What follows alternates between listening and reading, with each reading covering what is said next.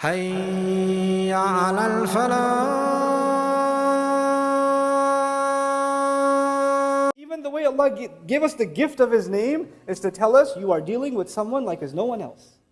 He's like nobody else. He will help you like nobody else. He loves you like nobody else. He cares for you like nobody else. He remembers you like nobody else. He's always with you like nobody else. Everyone else will leave you. Everything else will leave you. Allah will never leave you.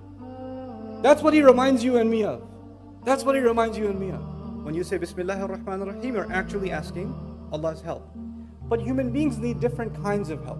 When you're sick, you need someone to cure you. When you're tired, you need someone to help you. When you're confused, you need someone to clarify for you. When you don't know, you need someone to educate you. When you're lost, you need someone to guide you. It's not one kind of help. If you're hungry, you don't need to be educated right now, you need to be fed. It's a different kind of help. So when you ask Allah for help, then at a different occasion, you need a different kind of help. And of course, every one of Allah's names provides a different kind of help. When Allah calls Himself Al-Hadi, the one who guides, then of course the help He will give us, that He'll guide us. When He calls Himself the provider, Ar-Razaq, Ar-Raziq and Ar-Razaq, the one who provides over and over again, then obviously He's in that name, He's going to be giving me provision. When He calls Himself Dhul Quwwatil Mateen, the one who has extended might, extended power, then I need strength, I'm weak. And I'm going to call on Allah's power to grant me some of that power myself, so I can accomplish what I need to do. So every one of Allah's names gives us a different kind of help. But when I wake up in the morning, and I'm just getting out of bed, and out of my mouth comes Bismillah ar-Rahman ar-Rahim, just like that I just say, I don't think about which name do I need right now. Do I need Allah to give me the strength to get up? Do I need Allah to guide me this morning?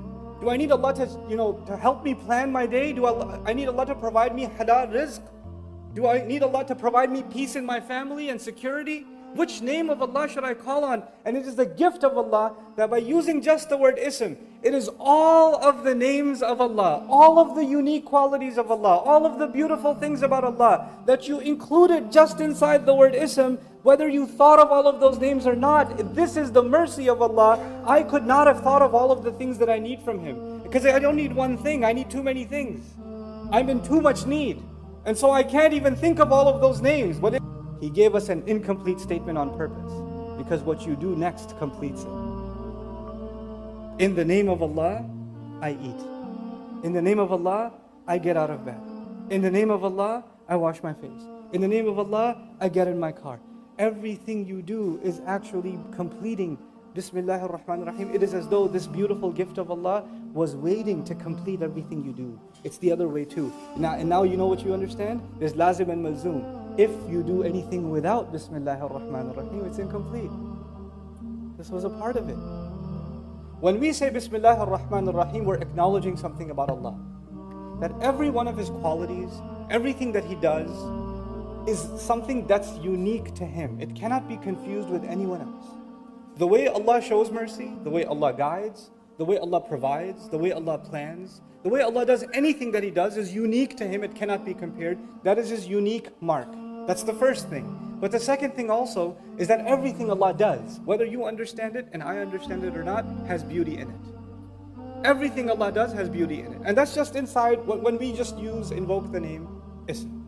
But now let's take this a step further. When we say in the name of Allah, instead of just saying, you're just mentioning Allah, just calling on Allah, but actually invoking the name of Allah, and actually by invoking the name, the uniqueness of Allah and the beauty of all of the qualities of Allah, we're actually, like Imam al-Alusi rahimahullah commented, al-ba'u lil-isti'ana, that you're asking Allah's help. The old Arabs before Islam, they used to have 10 degrees of love. The lowest of them was hub.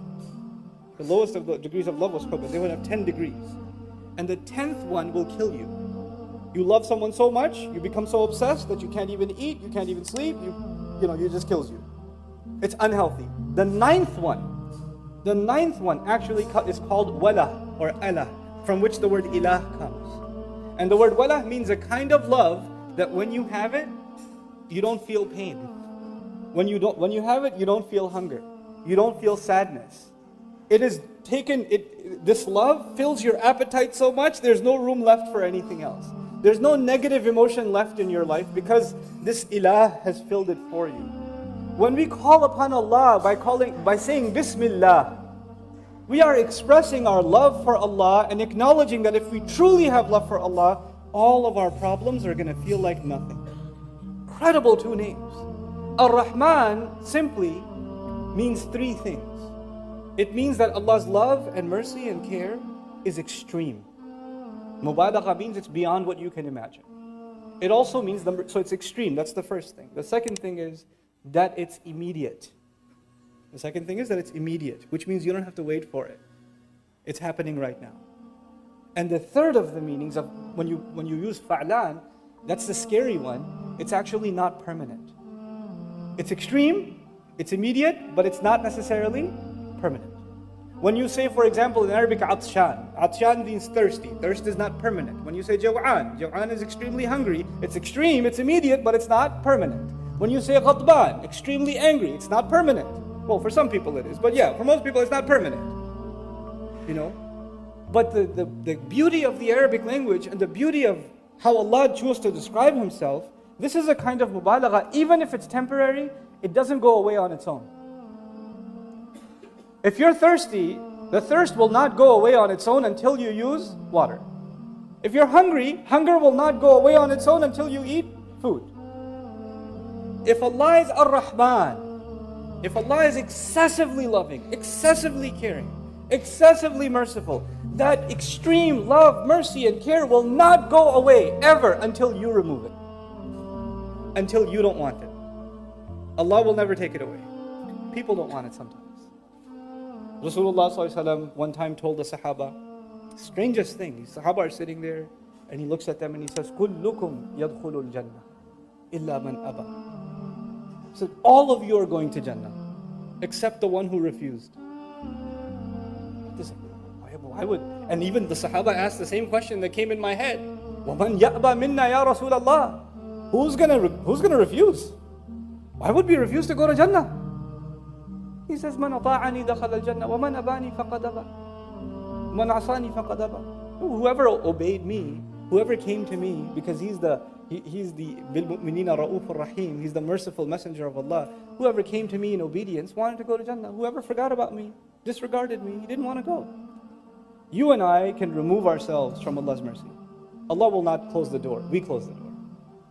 And sometimes you close the door for many years. Sometimes you close the door for many, many years. And then you open it. And when you open it, Allah doesn't say, why did you close it? Get lost. I don't want you anymore. He doesn't do that. The door remains open. The doors of Allah's mercy and His care and His love remain open. There's a father, or a mother even, and she pours her love out on her child. She takes care of this child even before the child is born. This kid is inside her stomach, causing her pain, destroying her body from within, and all she does is make dua for him. When will you ever find another human being, all you do is cause them pain? Every day goes by, the womb gets heavier and heavier. Now she's throwing up even more and more and more.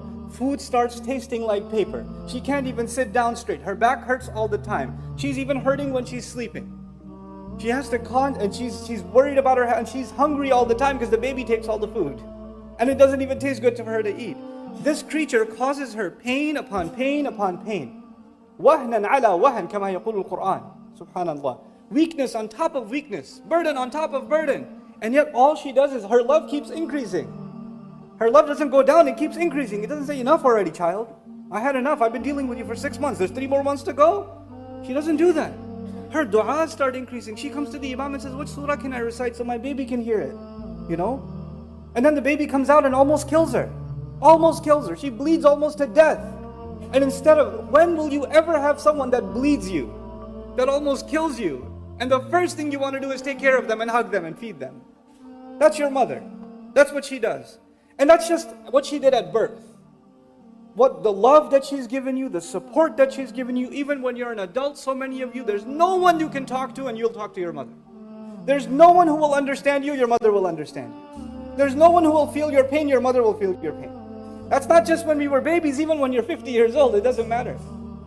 And that mother, somebody goes to her, the son goes to her and says, Mom, you're so great. You make such good roti. Please help me. And the mother's thinking, that's all I'm good for? I've done nothing else for you but make roti? That's the one thing that came in your mind? all the other sacrifices I made? I took, 5 different trains and 3 different buses to get a job so you can go to college, and all you can thank me is you made roti the other day? That's all that came in your mind? How ungrateful are you? She doesn't say it, but she feels it. She doesn't say it, she still loves you. But you and I, no matter how hard we try, we can never acknowledge the goodness of our mother. We can't do it. If we were to call on Allah with one name, imagine you called on Allah, Ya Razzaq, Bismillah Razzaq. I just call on Allah the name of Razzaq. That's it. Then you're only appreciating what about Allah? That He provided for you. But you didn't appreciate that He guides you. You didn't appreciate that He protects you. You didn't appreciate that He secures you and gives you good people in your life. You didn't appreciate that He gives you knowledge. You didn't appreciate that He made you Muslim, that He gave you your health, that He gave you your job. You didn't appreciate any of those things. You just reduced everything about Allah to one of the things He does. One of them. And Allah kept us from reducing Allah Himself subhanahu wa ta'ala because that's offensive. We wouldn't even know. وَيُعَلِّمُكُمْ مَا لَمْ تَكُونُوا تَعْلَمُونَ. He taught you what you couldn't have even known. We would have even been praising Allah and it would have been offensive because it's just not enough. So He gave us Bismillah. I go to my teacher for knowledge. I go to my parents for support. And when I'm young, for provision. I go to my spouse for emotional support and love. I go to different people for different things. But to Allah, you go to Him for all things. You go to Him for everything. There's not one thing that is missing when you and I turn to Allah. So that's the first part of the equation, Bismillah. But then Allah didn't stop there. Even actually, I want to share with you some things about the word Allah. The old Arabs before Islam, they used to have 10 degrees of love. The lowest of them was hub. The lowest of the degrees of love was hub, and they would have 10 degrees. And the 10th one will kill you. You love someone so much, you become so obsessed that you can't even eat, you can't even sleep, it just kills you. It's unhealthy. The ninth one actually is called wala or Allah, from which the word ilah comes. And the word wala means a kind of love that when you have it, you don't feel pain. When you have it, you don't feel hunger. You don't feel sadness. This love fills your appetite so much, there's no room left for anything else. There's no negative emotion left in your life because this ilah has filled it for you. When we call upon Allah by saying Bismillah, we are expressing our love for Allah and acknowledging that if we truly have love for Allah, all of our problems are going to feel like nothing. We all have problems. Some of us have marriage problems. Some of us have problems with our children. Some of us have problems with money. Some of us have problems with health. Some of us have problems with extended family, friends. We have all kinds of problems. When you call on Allah with Bismillah ar-Rahman ar-Rahim, know that Allah will remove the tension from your head. He'll get rid of it and He will replace it with a reliance on Allah, and everything will get sorted out. Everything will work out. Because you have this gift that came from the heavens. This thing you recite and I recite, Bismillah ar-Rahman ar-Rahim, is not cheap. It's amazing. When it's used in a context, all of you know it's used in the beginnings of surahs every time. But the one time it's used in the middle is in the story of Sulaiman. Innahu min Sulaiman wa innahu Bismillah ar-Rahman ar-Rahim. Ever think about that? Sulaiman alayhi salam is going to transfer the throne of another queen thousands of miles in the blink of an eye. And he says, this is because of Bismillah ar-Rahman ar-Rahim. This is what Bismillah ar-Rahman ar-Rahim can do. What is Allah teaching you and me? If Allah can do that when someone truly believes in Bismillah ar-Rahman ar-Rahim, then you and I have no reason to be pessimistic. A Muslim is not supposed to be depressed because he has this gift. The last of these names is Ar-Rahim. And as I leave you with Ar-Rahim, 2 things I want to share with you. Ar-Rahim actually fills the void of Ar-Rahman. Ar-Rahim is sifa mushabbaha, they say in Arabic, something that is perfect. So don't you worry. Allah will take care of you right now, immediately. And if you're worried about tomorrow, He'll take care of you tomorrow too. It's human nature. If you're really hungry and your wife says to you, what do you want to eat next week? You say, forget it, woman. What do we have right now? I don't care about next week. I'm starving right now. Once you finish eating and your stomach is full, then you say, so what were you saying about next week?